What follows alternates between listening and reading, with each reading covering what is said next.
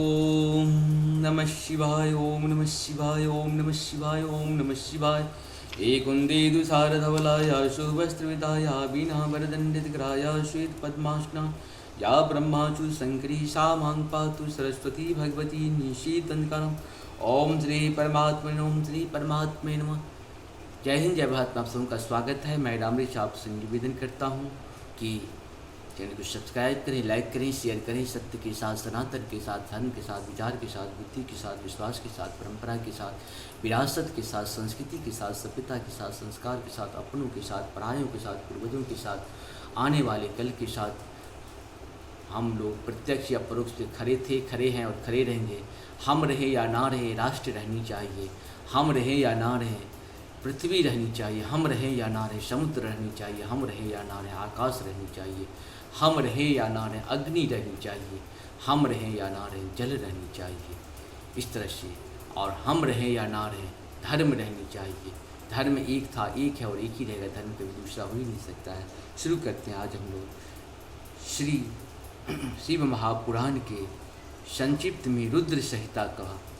आज जो है ब्रह्मा जी का रुद्रदेव से सती के साथ विवाह करने का अनुरोध श्री विष्णु द्वारा अनुमोदन और रुद्र की इसके लिए स्वीकृति। इस प्रकार से ब्रह्मा जी कहते हैं, श्री विष्णु आदि देवताओं द्वारा की हुई यह स्तुति को सुनकर सबकी उत्पत्ति के हेतु को भगवान शंकर बड़े प्रसन्न हुए और जोर जोर से हंसने लगे। मुझ ब्रह्मा और विष्णु को अपनी अपनी पत्नी के साथ आया हुआ देख ब्रह्मा जी ने हम लोगों से यथोचित वार्तालाप किया और हमारे आगमन का कारण पूछा। रुद्र बोले, हे हरे, हे विधे तथा हे देवताओं और महर्षियों, आज निर्भय होकर यहाँ अपने आने का ठीक ठीक कारण बताओ। तुम लोग किस लिए यहाँ आए हो और कौन सा कार्य आ पड़ा है, वह सब मैं सुनना चाहता हूँ। क्योंकि तुम्हारे द्वारा ही की गई स्तुति मेरा मन बहुत प्रसन्न है। मुने महादेव जी की इस प्रकार पूछने पर भगवान विष्णु की आज्ञा से मैंने वार्तालाप आरंभ किया। मुझ ब्रह्मा ने कहा, देव देव महादेव, करुणा सागर प्रभु, हम दोनों इन देवताओं और ऋषियों के साथ जिस उद्देश्य से यहाँ आए हैं उसे सुनिए। वृषभध्वज, विशेषतः आपके ही लिए हमारा यहाँ आगमन हुआ है, क्योंकि हम तीनों सारथी हैं। सृष्टि चक्र की संचालन रूप प्रयोजन की सिद्धि के लिए एक दूसरे के सहायक हैं। सहार्थी को सदा परस्पर यथायोग्य सहयोग करना चाहिए, अन्यथा यह जगह टिक नहीं सकता। महेश्वर, कुछ ऐसे असुर उत्पन्न होंगे जो मेरे हाथ से मारे जाएंगे, कुछ भगवान विष्णु के और कुछ आपके हाथों नष्ट होंगे। महाप्रभु, कुछ असुर ऐसे होंगे जो आपके गृह से उत्पन्न हुए पुत्र के हाथ से ही मारे जा सकेंगे। प्रभु, कभी कोई विरल ही असुर ऐसे होंगे जो माया के हाथों द्वारा वध को प्राप्त होंगे। आप भगवान शंकर की कृपा से ही देवताओं को सदा उत्तम सुख प्राप्त होगा। घोर असुरों का विनाश करके आप जगत को सदा स्वस्थ एवं अभय प्रदान करेंगे। अथवा यह भी संभव है कि आपके हाथों में कोई भी असुर न मारे जाए, क्योंकि आप सदा योग युक्त रहते हुए राग द्वेष से रहित हैं तथा एकमात्र दया करने में ही लगे रहते हैं। यदि वे असुर भी आराधित हो आपकी दया से अनुग्रहित होते रहे तो सृष्टि और पालन का कार्य कैसे चल सकता है। अतः वृषध्वज आपको प्रतिदिन सृष्टि आदि के उपयुक्त कार्य करने के लिए उद्यत रहना चाहिए। यदि सृष्टि पालन और संहार रूप कर्म न करने हो तब तो हमने माया से तो भिन्न भिन्न शरीर धारण किए हैं, उनकी कोई उपयोगिता तथा औचित्य ही नहीं है। वास्तव में हम तीनों एक ही हैं, कार्य के भेद से भिन्न भिन्न देह धारण करके स्थित हैं। यदि कार्य भेद न सिद्ध हो तब तो हमारे रूप भेद का कोई प्रयोजन ही नहीं है। देव एक ही परमात्मा महेश्वर तीन स्वरूप में अभिव्यक्त हुए हैं। इस रूप भेद में उनकी अपनी माया ही कारण है। वास्तव में प्रभु स्वतंत्र हैं, वे लीला के उद्देश्य ही ये सृष्टि आदि कार्य करते हैं। भगवान श्रीहरि उनके बाएं अंग से प्रकट हुए हैं, मैं ब्रह्मा उनके दाएं अंग से प्रकट हुआ हूँ और आप रुद्रदेव उन सदाशिव के हृदय से आविर्भूत हुए हैं। अतः आप ही शिव की पूर्ण रूप हैं। प्रभु इस प्रकार अभिन्न रूप होते हुए भी हम तीनों रूपों में प्रकट हैं। सनातन देव हम तीनों उन्हीं भगवान सदाशिव और शिव के पुत्र हैं। इस यथार्थ तत्व का आप हृदय से अनुभव कीजिए। प्रभु मैं और श्री विष्णु आपके आदेश से प्रसन्नतापूर्वक लोक की सृष्टि और पालन की कार्य कर रहे हैं तथा कार्य कारणवश सपत्नीक भी हो गए हैं। अतः आप भी विश्व हित के लिए तथा देवताओं को सुख पहुँचाने के लिए एक परम सुंदरी रमणीय को अपनी पत्नी बनाने के लिए ग्रहण करें। महेश्वर एक बात और है, उसे सुनिए। मुझे पहले से वृत्तांत का स्मरण हो आया है। पूर्व काल में आपने ही शिव रूप से जो बात हमारे सामने कही थी वही इस समय सुना रहा हूँ। आपने कहा था, ब्राह्मण, मेरा ऐसा ही उत्तम रूप तुम्हारे अंग विशेष ललाट से प्रकट होगा, जिसकी लोक में रुद्र नाम से प्रसिद्ध होगी। तुम ब्रह्मा सृष्टिकर्ता हो गए, श्रीहरि जगत का पालन करने वाले हैं वे, और मैं शगुन रुद्रदेव होकर संहार करने वाला होऊंगा। एक स्त्री के साथ विवाह करके लोक के उत्तम कार्य को सिद्ध करूंगा।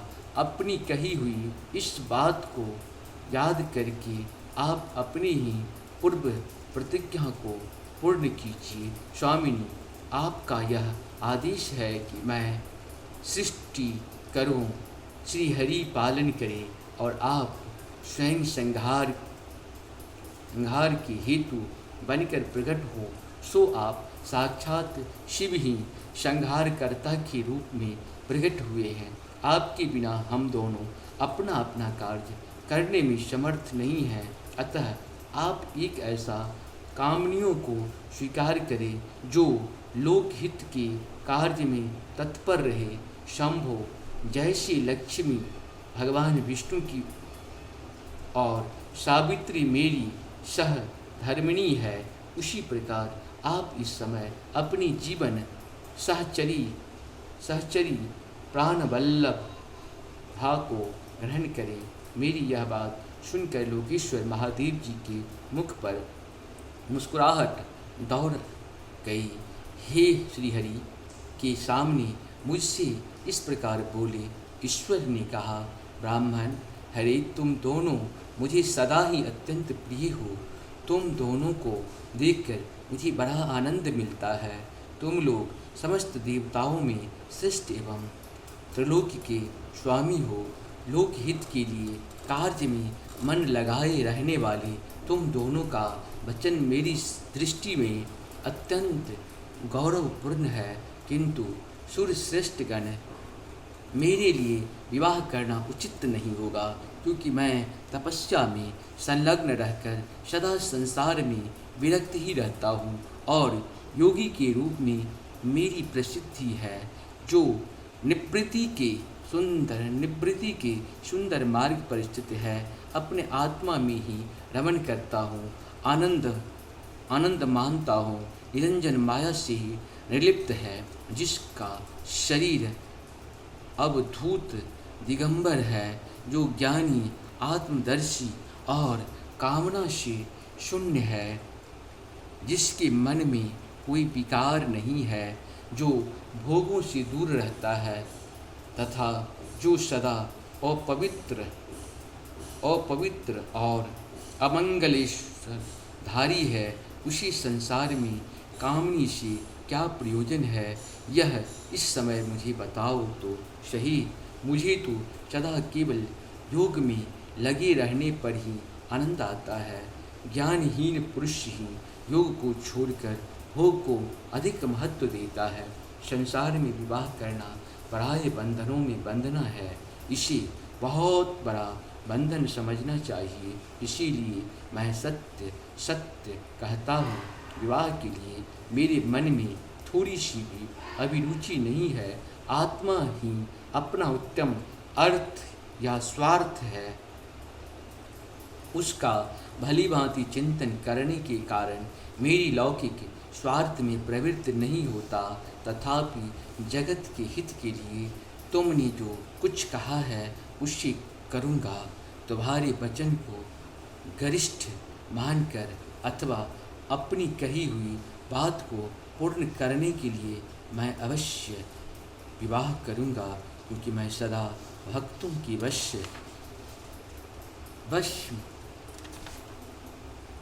में रहता हूँ। परंतु मैं जैसी नारी को प्रिय पत्नी के रूप में ग्रहण करूँगा और जैसी शर्त के साथ करूँगा, उसी सुनो। हरे ब्राह्मण ने मैं जो कुछ कहता हूँ वह सर्वथा उचित ही है। जो नारी मेरे तेज को विभागपूर्वक ग्रहण कर सके, जो योगिनी तथा इच्छा अनुसार रूप धारण करने वाली हो, उसी को तुम पत्नी बनाने के लिए मुझे बताओ। जब मैं योग में तत्पर रहूं, तब उसे भी योगिनी बनकर रहना होगा, और जब मैं कामाशक्त होऊं, तब उसे भी कामाग्नि के रूप में मेरे पास रहना होगा। वेद वेता विद्वान जिन्हें अविनाशी बतलाते हैं, उन ज्योति स्वरूप सनातन शिव का मैं सदा चिंतन करता हूँ और करता रहूँगा। ब्राह्मण, उन सदा शिव के चिंतन में जब मैं न लगा होऊं, तब उस भामनी के साथ मैं समागम कर सकता हूँ। जो मेरे शिव चिंतन में विघ्न डालने वाली होगी, वह जीवित नहीं रह सकती, उसे अपने जीवन से हाथ धोना पड़ेगा। तुम विष्णु और मैं तीनों ही ब्रह्म स्वरूप शिव के अंशभूत हूँ, अतः महाभागगण हमारे लिए उनका निरंतर चिंतन करना ही उचित है।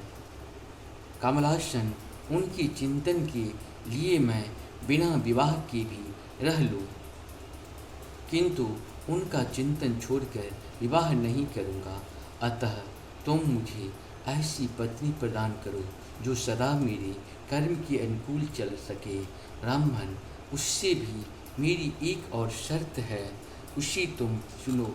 यदि उस स्त्री का मुझ पर और मेरे वचन पर अविश्वास होगा, तो मैं उसे त्याग दूंगा। उनकी यह बात सुनकर मैंने और श्री हरि ने मंद मुस्कान के साथ मन ही मन प्रसन्नतापूर्वक अनुभव किया।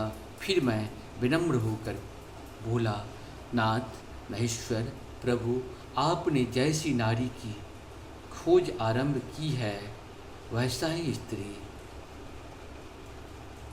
के विषय में मैं आपको प्रसन्नतापूर्वक कह रहा हूँ। साक्षात सदाशिव की धर्मपत्नी जो उमा है, वे ही जगत का कार्य सिद्ध करने के लिए भिन्न भिन्न रूप में प्रकट हुई है। प्रभु सरस्वती और लक्ष्मी ये दो रूप धारण करके वे पहले ही यहाँ आ चुकी है। इसमें लक्ष्मी तो श्री विष्णु की प्राण वल्लभा हो गई और सरस्वती मेरी अब हमारे लिए वे तीसरा रूप धारण करके प्रकट हुई है। प्रभु लोकहित का कार्य करने की इच्छा वाली देवी शिवा दक्ष पुत्री के रूप में अवतीर्ण हुई है। उनका नाम सती है। सती ही ऐसी भार्या हो सकती है जो सदा आपके लिए हितकारिणी हो। देवेश महातेजस्विनी सती आपके लिए आपको पति रूप में प्राप्त करने के लिए दृढ़तापूर्वक कठोर व्रत का पालन करती हुई तपस्या कर रही है। महेश्वर, आप उन्हें वर देने के लिए जाइए, कृपा कीजिए और बड़ी प्रसन्नता के साथ उन्हें उनकी तपस्या के अनुरूप वर देकर उनके साथ विवाह कीजिए।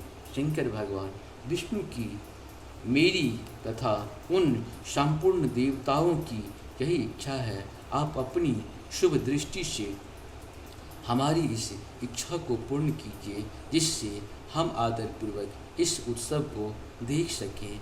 ऐसा होने से तीनों लोकों में सुख देने वाला परम मंगल होगा और सबकी सारी चिंता मिट जाएगी, इसमें संशय नहीं है। तदंतर मेरा बात समाप्त होने पर लीला विग्रह धारण करने वाले भक्तवत्सल महेश्वर से मधुसूदन अच्युत ने इसी का समर्थन किया। तब भक्तवत्सल भगवान शिव ने हंसकर कहा, बहुत अच्छा, ऐसा ही होगा। उनके ऐसा कहने पर हम दोनों उनसे आज्ञा ले अपनी पत्नी तथा देवताओं और मुनियों के साथ अत्यंत प्रसन्न हो अपने अभीष्ट स्थान को चले आए। इस प्रकार से हम लोग का ये पूर्ण हुआ। कल जो है हम लोग सती को शिव से वर की प्राप्ति तथा भगवान शिव का ब्रह्मा जी को दक्ष के पास भेजकर सती का वर्णन करना, ये कल हम लोग सुनेंगे। आप सबको बहुत बहुत धन्यवाद है। पहले भी हो चुका था, मतलब पहले किए हुए हैं। आप अगर उसमें चाहेंगे तो उस सबका पूर्ण आप सुन सकते हैं। और अभी हम लोग का 185 पेज चल रहा है, उसका हम देख लेंगे एपिसोड हमारा कितने 56-57 जो भी होगा उसको हम लोग सुनेंगे। आप सबको बहुत बहुत धन्यवाद। जय श्री हरि, जय श्री नारायण शिव हरि।